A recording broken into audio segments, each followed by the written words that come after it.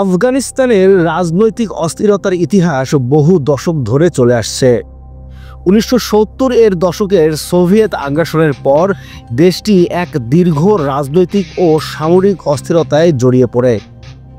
The United States has conducted an operation that killed Osama bin Laden. 2001 সালে যুক্তরাষ্ট্রের নেতৃত্বে তালেবান সরকার উৎখাত হলেও দেশটি স্থিতিশীল হতে পারেনি। 2021 সালে তালেবান পুনরায় ক্ষমতায় আসার পর দেশটি নতুন একটি অচেনা অধ্যায়ে প্রবেশ করে। তালেবান মূলত সুন্নি ইসলামী আইন ও কেন্দ্রীয় শাসন প্রতিষ্ঠার লক্ষ্য নিয়ে ক্ষমতায় আসে, তবে এর বিরুদ্ধে বিভিন্ন বিদ্রোহী ও জঙ্গি গোষ্ঠী লড়াই চালাচ্ছে। 2001 সালের আগস্টে তালেবান কাবুল দখল করে এবং সরকারকে পুনঃপ্রতিষ্ঠিত করে।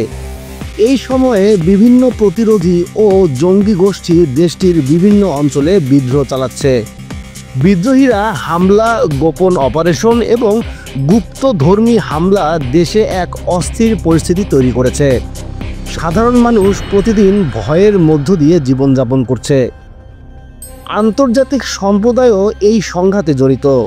পাকিস্তান সীমান্ত নিরাপত্তা ও প্রভাবের মাধ্যমে অংশগ্রহণ করছে। যুক্তরাষ্ট্র সীমিত কূটনৈতিক ও মানবিক সাহায্য প্রদান করছে। চীন ও সংযুক্ত আরব আমিরাত বিভিন্নভাবে প্রভাব বিস্তার করছে কূটনৈতিক ও মানবিক সহায়তার মাধ্যমে।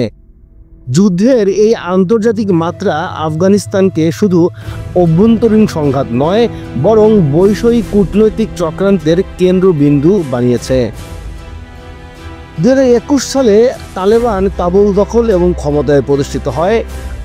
2021 এবং 22 সালে বিদ্রোহী ও তালেবানদের মধ্যে তীব্র হামলা এবং সংঘাত বৃদ্ধি পায়। 2022 এবং 23 সালে গোপন অভিযান, আত্মঘাতী হামলা এবং সন্ত্রাসী কার্যক্রমের মাত্রা বেড়ে যায়। সাধারণ মানুষদের নিরাপত্তার মধ্যে হুমকি। 2023 সালে সীমিত মানবিক সহায়তা পৌঁছেছে। খাদ্য, পানি, ঔষধের অভাব এবং মানবিক বিপর্যয় অব্যাহত।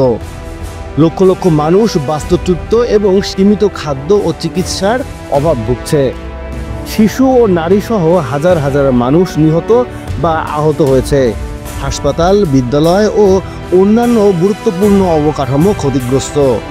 মানবিক সংস্থাগুলো আফগানিস্তানকে বিশ্বের অন্যতম সংকটপূর্ণ অঞ্চল হিসেবে বিবেচনা করছে। সাধারণ মানুষের মানসিক স্বাস্থ্য ও সামাজিক গঠন ভেঙে গেছে, জীবনযাত্রা প্রায় অচল।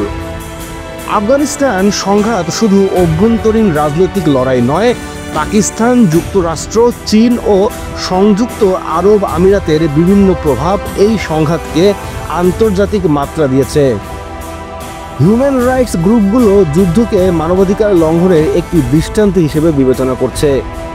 আন্তর্জাতিক শক্তি সংঘাত শুধু আফগানিস্তানের মানুষদের ক্ষতি করছে না, বরং পুরো অঞ্চলের স্থিতিশীলতাকে ঝুঁকির মধ্যে ফেলে দিচ্ছে। আফগানিস্তান সংঘাত একটি দীর্ঘমেয়াদী মানবিক ও রাজনৈতিক ট্র্যাজেডি, যা সাধারণ মানুষের জীবনকে ছিন্নমূল করেছে। শিশুদের চোখে ভয়, পরিবারের ভাঙা গল্প, ক্ষুধা ও অসহায়তা প্রতিদিন দেখা যায়। এই যুদ্ধ মানবতার জন্য একটি কঠিন শিক্ষা। সংঘাত কখনো কেবল রাজনৈতিক নয়, এটি মানুষের জীবনের উপর চিরস্থায়ী ক্ষতি রেখে যায়।